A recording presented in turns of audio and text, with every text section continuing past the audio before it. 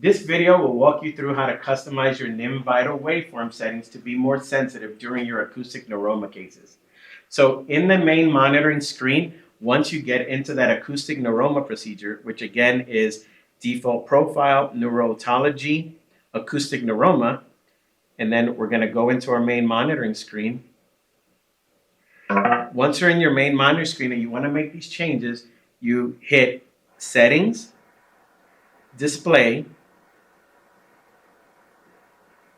Advanced Settings, Confirm, Waveform Filters. So right now it's already open, but if it were closed, it would look like this. You hit Waveform Filters. Here, this high pass filter is at 170, but we're going to change that to 24. So we're going to select here, and we're going to select that to 24.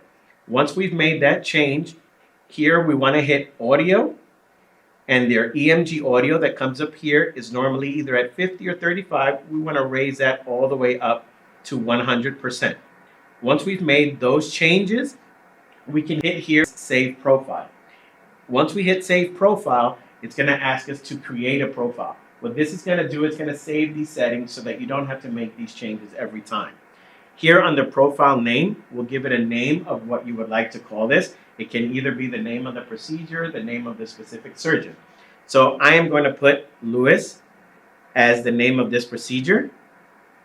I'll hit this X to get rid of my keyboard, and I'm going to hit Confirm.